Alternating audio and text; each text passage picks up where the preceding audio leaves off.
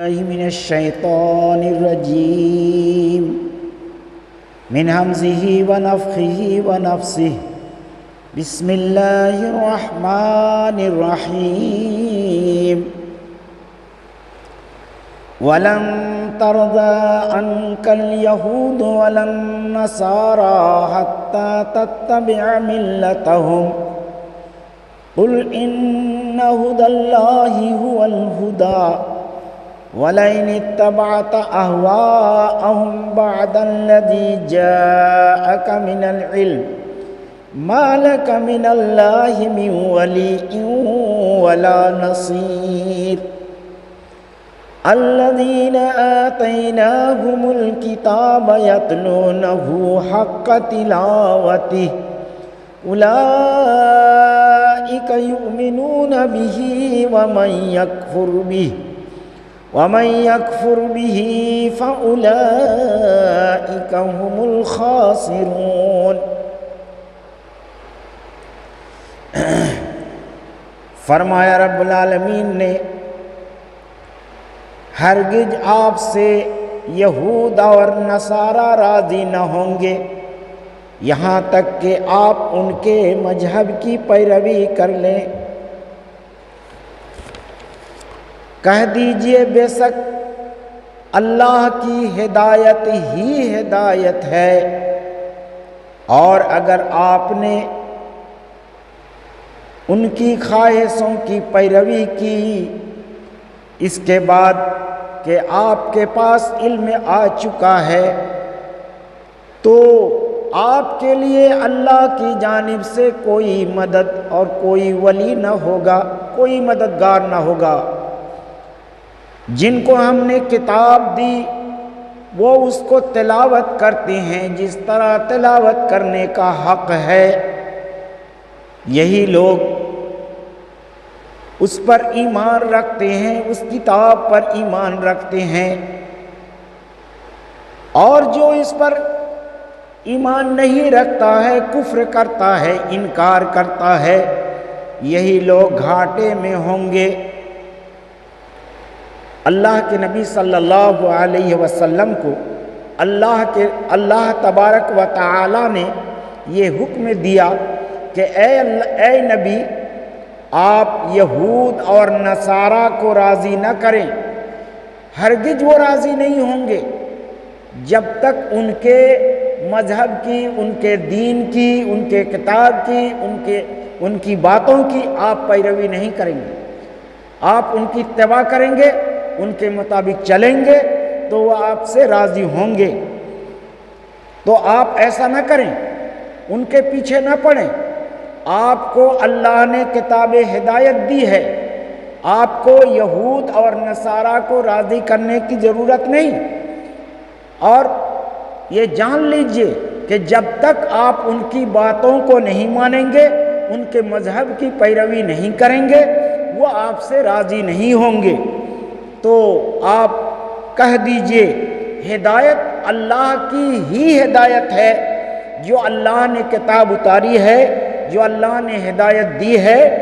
رہنمائی کی ہے، راستہ بتایا ہے، وہی اصل میں ہدایت ہے۔ اور ان کے علاوہ ہدایت کو اگر کوئی اپنانے کی کوشش کرتا ہے، اللہ کی ہدایت کے علاوہ ہدایت اور جگہوں سے چاہتا ہے، اور چیزوں سے چاہتا ہے، تو وہ ہدایت نہیں ہے، وہ گمراہی ہے۔ آگے اللہ نے فرمایا وَلَئِنِ اتَّبَعْتَ أَهْوَاءَهُمْ بَعْدَ الَّذِي جَاءَكَ مِنَ الْعِلْمِ، اگر اے نبی آپ ان کی خواہشات کی پیروی کریں گے حالانکہ آپ کے پاس علم آ چکا ہے، صحیح باتوں کی جانکاری آپ کو دی جا چکی ہے، حق آپ کو بتایا جا چکا ہے، حق آ جانے کے بعد بھی اگر آپ ان کے مذہب کی، ان کے ملت کی، ان کے دین کی آپ پیروی کریں گے تو آپ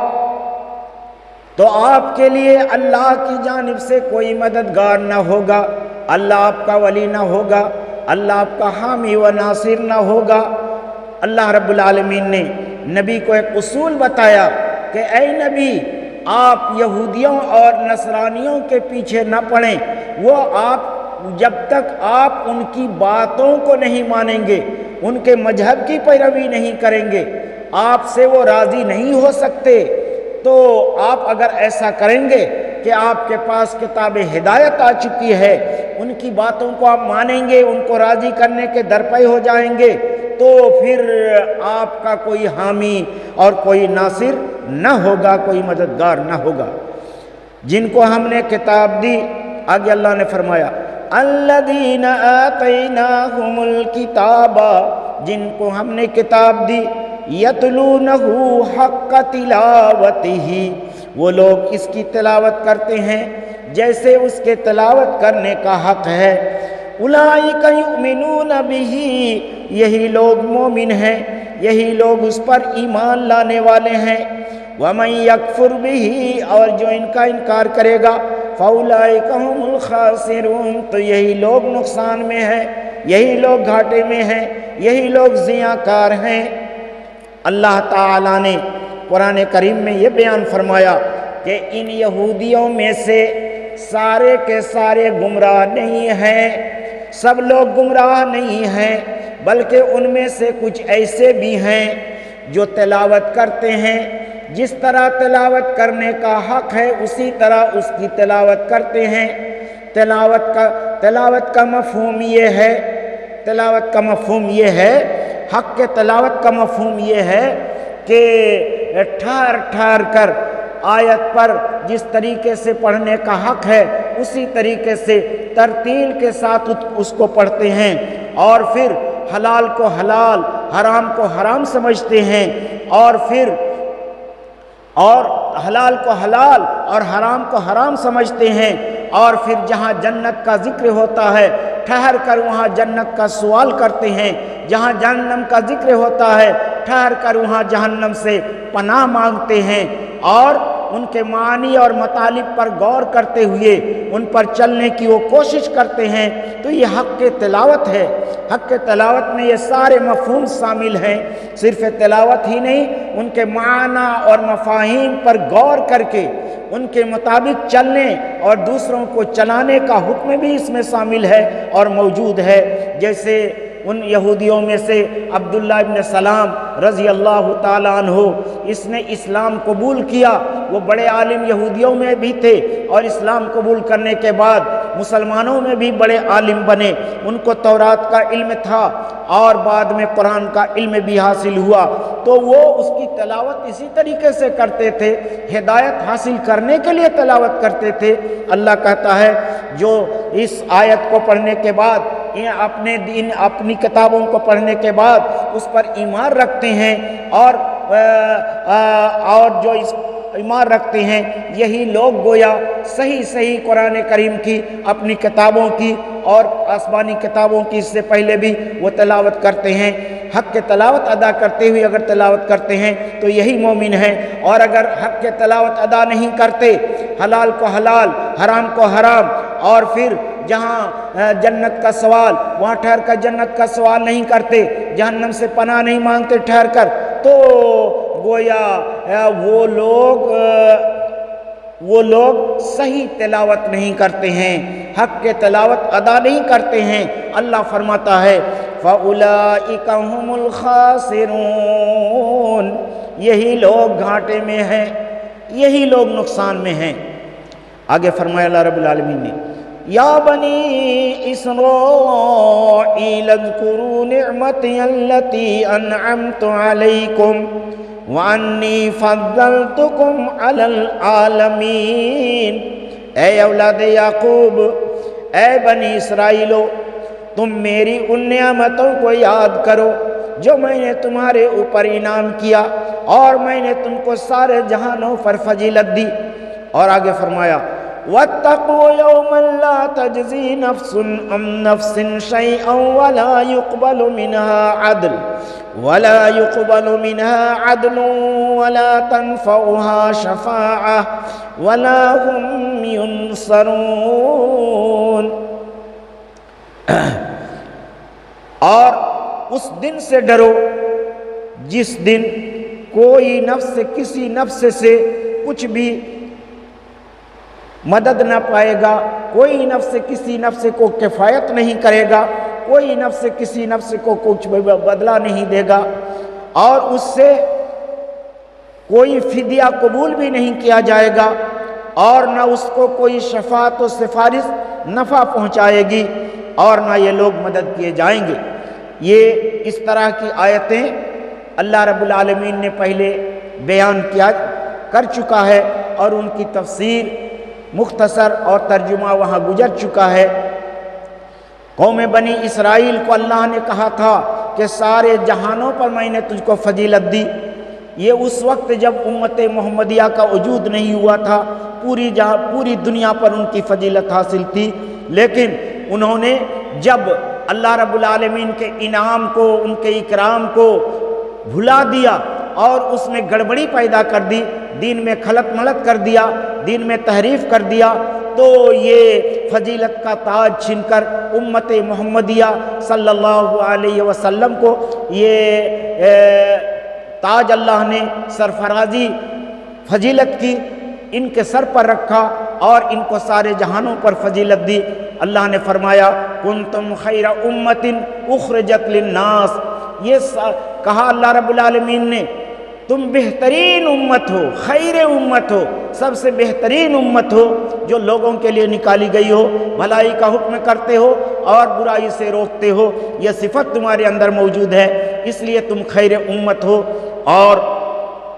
اللہ رب العالمین نے یہاں ایک دھمکی دیا، ایک وعید سنائی کہ اس دن سے ڈرو، یعنی قیامت کا دن، یوم سے مراد یہاں آخرت، قیامت کا دن، کہ کسی کو کسی کی جانب سے کچھ بھی فائدہ نہیں پہنچے گا، کوئی کسی سے فائدہ حاصل نہ کر سکے گا، اور کوئی فدیہ بھی قبول نہیں کیا جائے گا، اور نہ کسی قسم کی کوئی سفارش ان کو نفع پہنچائے گی، اور یہ لوگ مدد نہیں کیے جائیں گے جو اللہ کے انعام کو پہچانتے نہیں، ان کی قدر نہیں کرتے، اس کی اہمیت کو وہ نہیں سمجھتے، اور اس کو بالائے طاق رکھ کر اپنے منمانی امور کا ارتکاب کرتے ہیں اور اپنی منمانی باتوں پر چلتے ہیں اور اس پر عمل کرتے ہیں، تو ان کے لیے آخرت میں کوئی فائدہ نہیں، ان کے لیے کچھ بھی نفع بخش نہیں۔ اللہ رب العالمین ایسی باتوں سے اور ایسی حرکتوں سے مسلمانوں کو بچائے۔ اور آگے اللہ نے فرمایا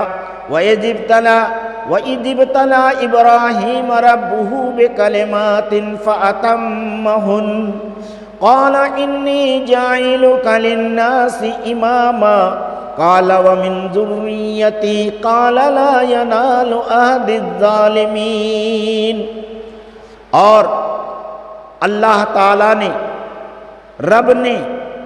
ابراہیم علیہ السلام کو چند کلمات کے ذریعہ، چند باتوں کے ذریعہ آزمایا، چند باتوں کے ذریعہ آزمایا۔ چند کلمات سے مراد کیا ہیں؟ چند کلمات، چند باتوں سے آزمایا۔ توحید کی دعوت، مشرکین کو توحید کی دعوت دیا، حضرت ابراہیم علیہ السلام نے ان کو پورا کیا۔ آگے فرمایا فَأَتَمَّهُنَّ، لڑکے کو ذبح کر دو۔ حضرت ابراہیم علیہ السلام لڑکے کو، اپنے بیٹے اسماعیل کو ذبح کرنے کے لیے تیار ہو گئے۔ ہجرت کرو، گھر بار چھوڑ کر کے، تم وطن چھوڑ کر کے ہجرت کر جاؤ۔ ہجرت کر گئے، حکم ہوا کہ اپنے بیٹے اسماعیل کو اور بیوی ہاجرہ کو لے جا کر وادی غیر ذی زرع میں چھوڑ آئے۔ حکم ہوا بیت اللہ کی تعمیر کرو، بیت اللہ کی تعمیر کیا۔ تو اللہ رب العالمین نے کہا بہت سارے کلمات کے ذریعہ ان کے رب نے ان کو آزمایا، تو یہ بھی پکا سچا بندہ تھا۔ فَأَتَمَّهُنَّ، ان کلمات کو، ان سارے امور کو، ان ساری آزمائشوں کو انہوں نے پورا کر دکھایا۔ جب امتحان میں حضرت ابراہیم علیہ السلام کامیاب ہو گئے، قَالَ إِنِّي جَاعِلُكَ لِلنَّاسِ إِمَامًا، اللہ نے فرمایا اے ابراہیم میں تم کو تمام دنیا کے لوگوں کی پیشوائی عطا کر رہا ہوں، میں تم کو دنیا والوں کے لیے امام بنا رہا ہوں۔ میں تم کو دنیا کے لیے امام بنایا، پیشوا بنایا، ان کا رہنما بنایا، ان کا ہادی اور رہبر بنانے والا ہوں۔ قال ومن ذریتی، حضرت ابراہیم علیہ السلام نے امتحان میں کامیابی کے بعد رب کے اس اعلان کو سن لیا۔ جب اعلان کو سن لیا کہ مجھ کو دنیا والوں کے لیے امام اللہ رب العالمین بنانے والا ہے، فوراً اللہ رب العالمین سے یہ سوال کیا، قال ومن ذریتی، اے میرے پروردگار اور میری ذریت کا، میری اولاد کا کیا حال ہوگا؟ ان کو بھی امامت ملے گی، ان کو بھی پیشوائی ملے گی، یہ بھی سردار اور رہبر ہوں گے، میری اولاد، ان کا کیا حال ہوگا؟ اللہ نے جواب دیا، قال لا ينال عهد الظالمین، رب نے فرمایا میرے وعدہ کو ظالم لوگ پایا نہیں کرتے، ظالم جو ہوتے ہوں گے وہ میرے وعدے کو پایا نہیں کرتے۔ ہاں آپ کی اولاد میں آپ کے نقش قدم پر چلنے والے ہوں گے، آپ کی اولاد آپ کی باتوں پر، آپ کے دین پر، آپ کی شریعت پر، آپ کی طریقت پر، اگر وہ آپ کی ذریت، آپ کی اولاد چلنے والی ہوگی تو ان کے لیے بھی یہ وعدہ ہے۔ اور اگر اس نے آپ کے طریقے کو بھلایا، آپ کے راستے کو انہوں نے چھوڑا، تو یقیناً وہ ظالم ہوں گے، اور ظالم میرے وعدے کو پایا نہیں کرتے۔ آگے اللہ نے فرمایا، وَإِذْ جَعَلْنَا الْبَيْتَ مَثَابَةً لِلنَّاسِ وَأَمْنًا وَاتَّخِذُوا مِن مَّقَامِ إِبْرَاهِيمَ مُصَلًّى وَعَهِدْنَا إِلَىٰ إِبْرَاهِيمَ وَإِسْمَاعِيلَ أَن طَهِّرَا بَيْتِيَ لِلطَّائِفِينَ وَالْعَاكِفِينَ وَالرُّكَّعِ السُّجُودِ۔ اور وَإِذْ جَعَلْنَا الْبَيْتَ مَثَابَةً لِلنَّاسِ وَأَمْنًا، اور جب کہ ہم نے بیت اللہ کو لوگوں کے لیے، پوری کائنات کے لوگوں کے لیے ثواب کی جگہ اور امن کی جگہ بنایا، اور ہم نے بیت اللہ کو پوری کائنات کے لوگوں کے لیے امن اور لوٹنے کی جگہ یا ثواب کی جگہ بنایا۔ مثابتاً کے معنی ثواب کی جگہ۔ اور صحیح ہے کہ اگر وہاں کوئی ایک رکعت نماز پڑھتا ہے تو دنیا کی مسجدوں میں 1,00,000 نماز پڑھے گا تب وہ اس کے ایک رکعت کے برابر ثواب ہوگا۔ اتنا بڑا ثواب اللہ نے وہاں رکھا ہے۔ اور دوسرا معنی مثابہ کا ہے کہ بار لوٹ کر آنا۔ جب کوئی آدمی ایک مرتبہ وہاں جاتا ہے، ان کو بار بار وہاں جانے کا شوق پیدا ہوتا ہے، اور روز افزوں روزانہ یہ شوق برقرار اور روزانہ یہ شوق بڑھتا جاتا ہے۔ چین نہیں ملتا، سکون نہیں ملتا کہ ایک مرتبہ ہم دیکھ کر آئے ہیں، ایک مرتبہ زیارت کر کے آئے ہیں، ایک مرتبہ عبادت کر کے آئے ہیں، تو دوسری مرتبہ اللہ ہم کو کب توفیق ہوگا؟ دل تڑپتا رہتا ہے اور شوق بڑھتا رہتا ہے۔ اس لیے اللہ نے اس کو مثابہ کہا ہے کہ بار بار لوٹ کر آنے کی جگہ یا ثواب کی جگہ کہا ہے کہ اس میں بڑا ثواب بھی ہے، جیسا کہ آپ نے حدیث ابھی سنی۔ اور اللہ نے فرمایا، وَاتَّخِذُوا مِن مَّقَامِ إِبْرَاهِيمَ مُصَلًّى، اور مقام ابراہیم کو جائے نماز بنا لو۔ مقام ابراہیم سے مراد وہ جگہ ہے جو وہ پتھر ہے۔ مقام ابراہیم سے مراد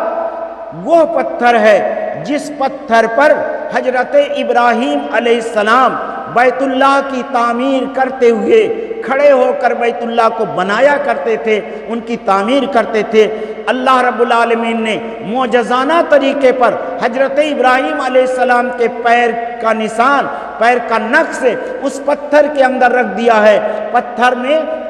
پاؤں رکھنے سے نشان نہیں پڑتا، گڑھا نہیں ہوتا، لیکن اللہ رب العالمین نے قدرتاً معجزانہ طور پر دنیا کو حقانیت اور صداقت دکھانے کے لیے حضرت ابراہیم علیہ السلام کے پاؤں کا نشان اس پتھر پر رکھ دیا ہے۔ پاؤں کا گڑھا اس پتھر پر ابھی بھی موجود ہے۔ اور دنیا کے حجاج کرام جب حج کرنے کے لیے جاتے ہیں تو وہاں بیت اللہ کے سامنے بیت اللہ کے دروازے کے پیچھے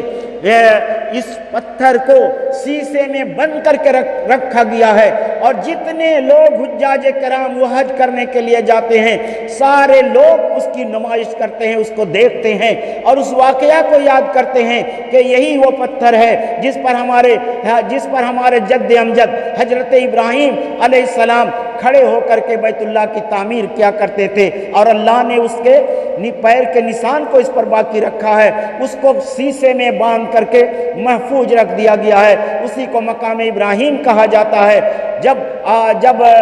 حجاج کرام بیت اللہ کا 7 طواف کر لیتے ہیں، حکم یہ ہے کہ مقام ابراہیم کے پیچھے تم 2 رکعت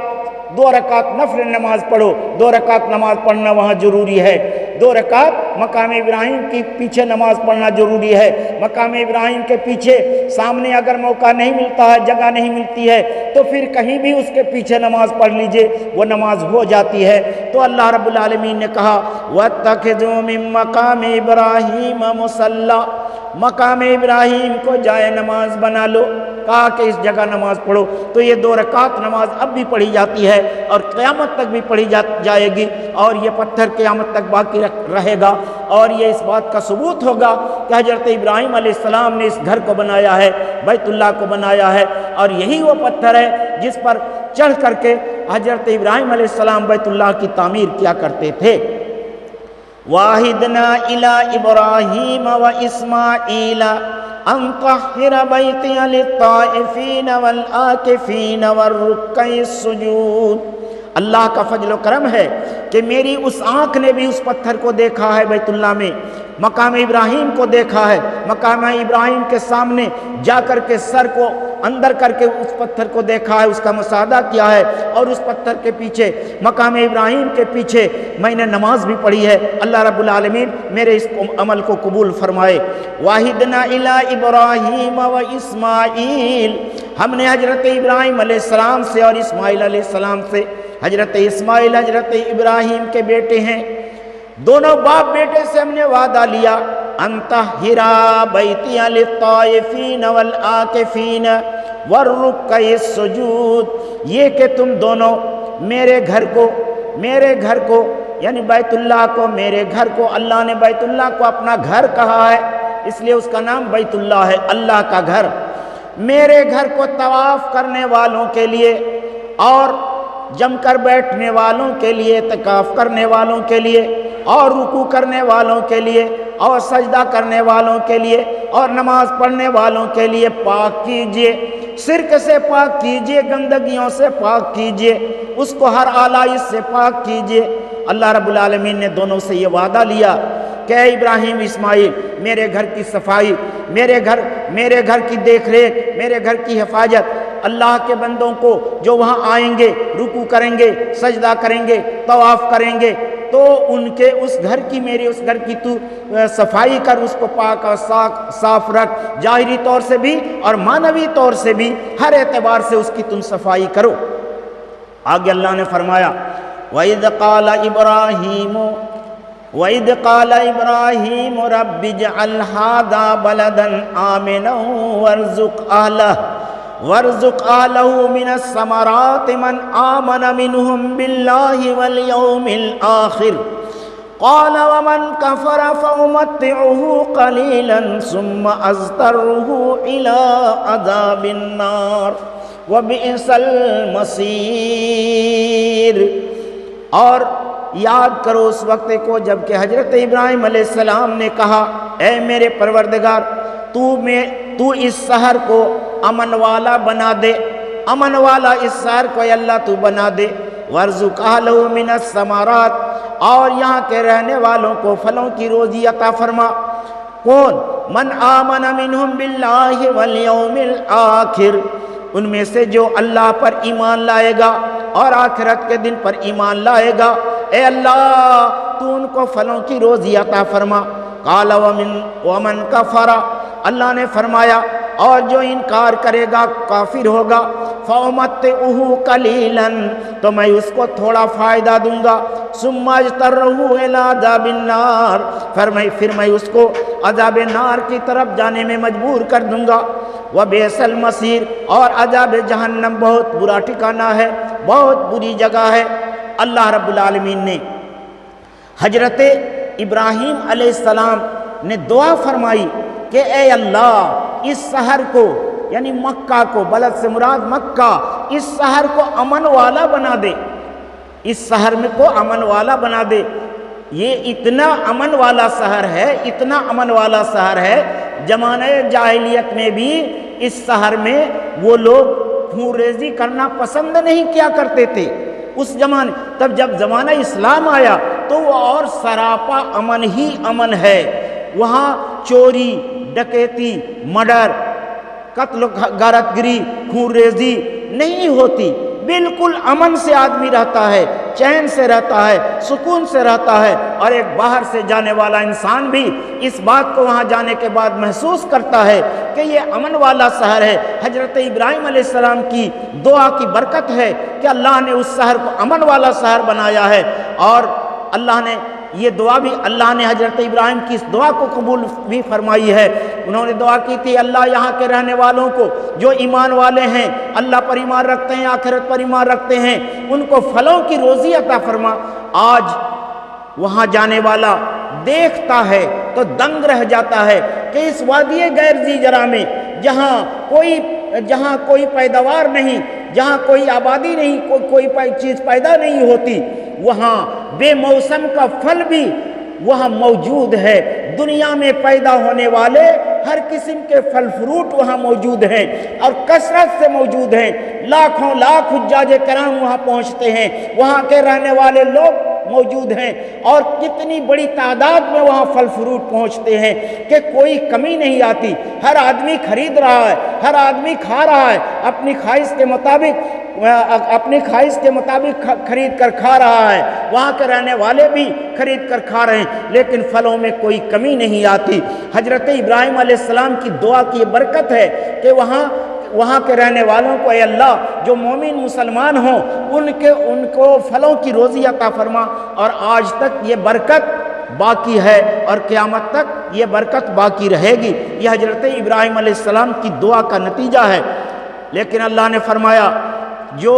ناشکرا ہوگا، جو کفر کرے گا، آخرت پر ایمان نہیں رکھے گا، اللہ پر ایمان نہیں رکھے گا، تو ان کو تھوڑا فائدہ ملے گا، اور اللہ کے عذاب کی طرف جانے کے لیے، اللہ کے عذاب کی طرف جانے کے لیے ہم ان کو مجبور کر دیں گے۔ اللہ کا عذاب وہ چکھے گا اور اللہ کے عذاب کا وہ حقدار ہوگا، اور اللہ کا عذاب بہت برا ٹھکانہ ہے، جہنم کی آگ بہت برا ٹھکانہ ہے۔ تو اللہ رب العالمین نے حضرت ابراہیم علیہ السلام کی دعا کو سن لیا اور اس شہر کو امن والا شہر بنا دیا اور برکت والا شہر بنا دیا۔ وہ قیامت تک امن والا شہر رہے گا اور برکت والا شہر رہے گا۔ آگے اللہ نے فرمایا وَإِذْ يَرْفَعُ إِبْرَاهِيمُ الْقَوَاعِدَ مِنَ الْبَيْتِ وَإِسْمَاعِيلُ رَبَّنَا تَقَبَّلْ مِنَّا إِنَّكَ أَنْتَ السَّمِيعُ الْعَلِيمُ۔ اور حضرت ابراہیم علیہ السلام اور حضرت اسماعیل علیہ السلام بیت اللہ کی دیواروں کو، بیت اللہ کی بنیادوں کو اٹھا رہے تھے،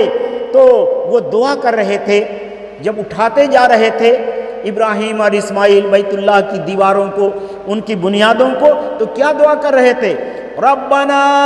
تقبل منا انک انت السمیع العلیم۔ اے رب ہمارے ہم سے قبول فرما لے، ہم جو اس گھر کی تعمیر کر رہے ہیں، اے اللہ تو اس تعمیر کو، اس عمارت کو، ہمارے اس کام کو تو قبول فرما لے۔ انک انت السمیع العلیم، بے شک تو ہی سننے والا، جاننے والا ہے۔ اللہ رب العالمین نے حضرت ابراہیم کو حکم دیا کہ یہاں ایک گھر بناؤ، یہاں ایک گھر بناؤ۔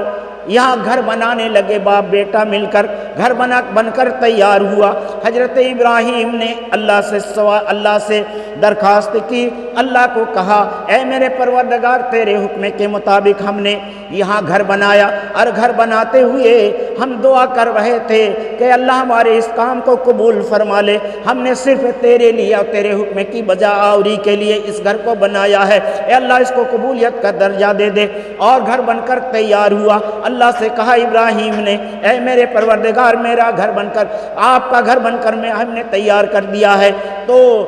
اللہ اللہ تعالیٰ نے یہاں تو وادی غیر جی جرا میں کون نماز پڑھے گا، کون حج کرے گا، کون یہاں آئے گا؟ اللہ تعالیٰ نے کہا اے ابراہیم تم پکارو وَأَذِّن فِي النَّاسِ بِالْحَجِّ يَأْتُوكَ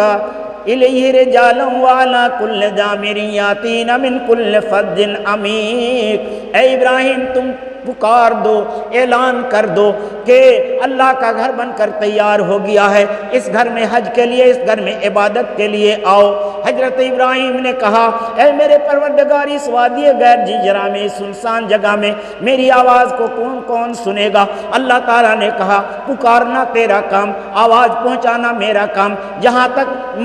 میں تیری آواز کو ان تک پہنچا دوں گا جو ابھی ماں کے پیٹ میں موجود ہیں، جو عالم ارواح میں ہیں، ان تک تیری آواز کو میں پہنچا دوں گا۔ اور یہی وجہ ہے کہ آج جب حجاج کرام حج کرنے کے لیے جاتے ہیں اور جب میقات میں پہنچتے ہیں تو ان کی زبان سے یہی کلمہ جاری ہوتا ہے لبیک اللہم لبیک لبیک لا شریک لک لبیک ان الحمد والنعمت لک والملک لا شریک لک لبیک لبیک، میں حاضر ہوں حاضر ہوں۔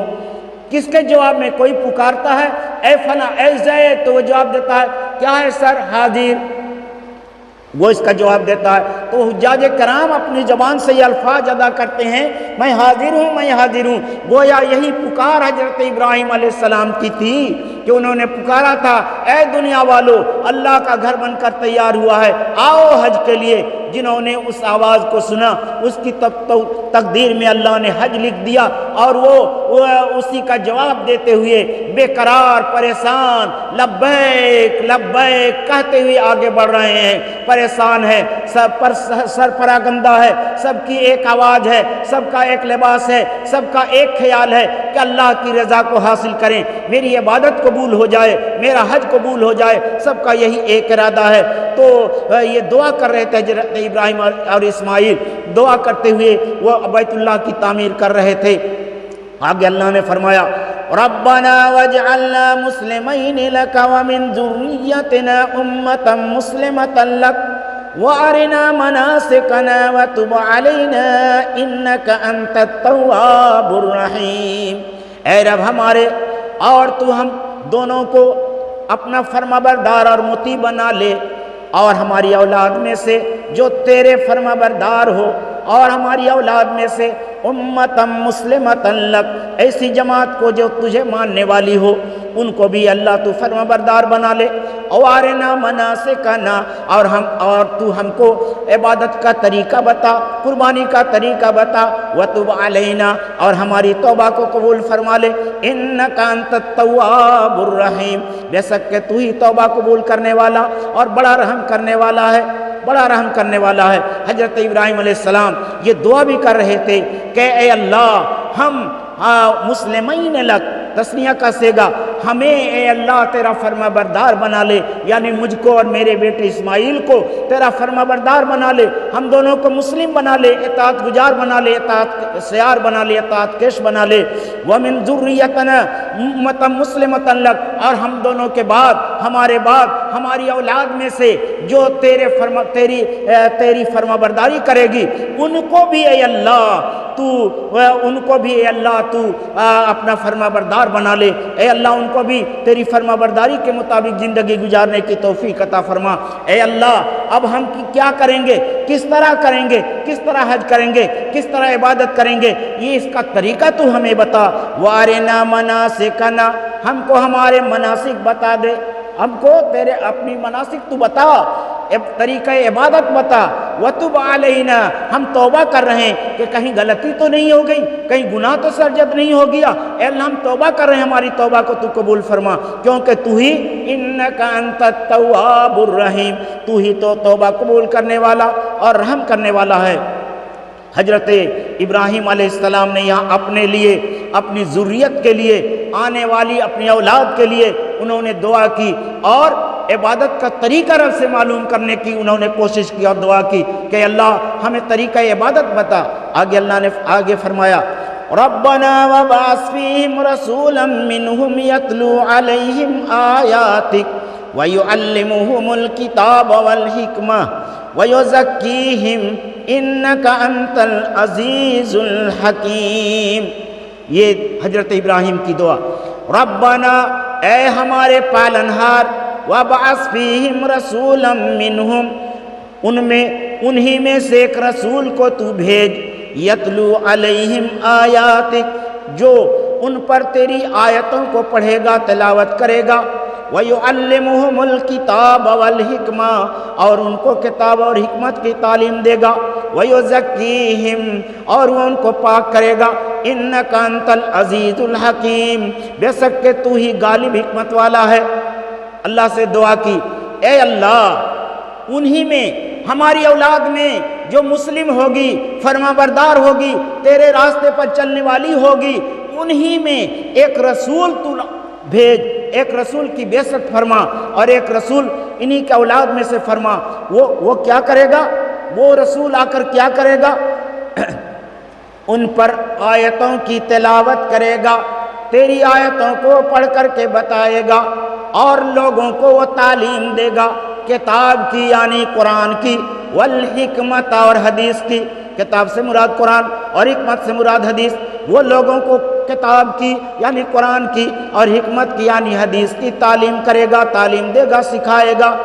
وَيُزَكِّيهِمْ اور اس کے ساتھ ساتھ وہ لوگوں کو پاک بھی کرے گا گناہوں سے، شرک کی آلائش سے اور توحید کی مخالفت کرنے والوں سے، ان لوگوں کو پاک بھی کرے گا، ان کو پاک اور صاف بھی کرے گا، ان کا طریقہ بھی بتائے گا۔ یہ حضرت ابراہیم علیہ السلام نے دعا کی۔ اللہ تعالیٰ نے حضرت ابراہیم علیہ السلام کی اس دعا کو بھی قبول فرمایا کہ ان کی اولاد حضرت اسماعیل علیہ السلام کی اولاد میں سے اللہ کے آخری نبی جناب محمد رسول اللہ صلی اللہ علیہ وسلم کو رسول بنا کر مبعوث کیا، رسول بنا کر کے بھیجا، اور ان پر اللہ تعالیٰ نے آخری کتاب قرآن مجید کو نازل کیا۔ اب یہ نبی حضرت ابراہیم علیہ السلام کی دعا کے مطابق لوگوں کو قرآن کی تعلیم دیتے ہیں، قرآن سکھاتے ہیں، اور حدیث کی تعلیم دیتے ہیں، اور سنت کی تعلیم دیتے ہیں، اور لوگوں کو پاک اور صاف کرتے ہیں۔ وہ گمراہی میں مبتلا تھے، وہ شرک کی وادیوں میں بھٹک رہے تھے، اور طرح طرح کے خرافاتی عمل میں مبتلا تھے، تو وہ تمام خرافاتوں سے، تمام توہمات سے، اور تمام وہمی کاموں سے اور برے کاموں سے اللہ کے نبی نے ان کو پاک کیا۔ یہ حضرت ابراہیم علیہ السلام کی دعا کی برکت تھی۔ حضرت ابراہیم علیہ السلام نے جس طریقے سے دعا کیا، رب نے پہلے ان کو آزمایا، تب امامت کی تاج پوشی ان کی ہوئی، اور ان کی اولاد جو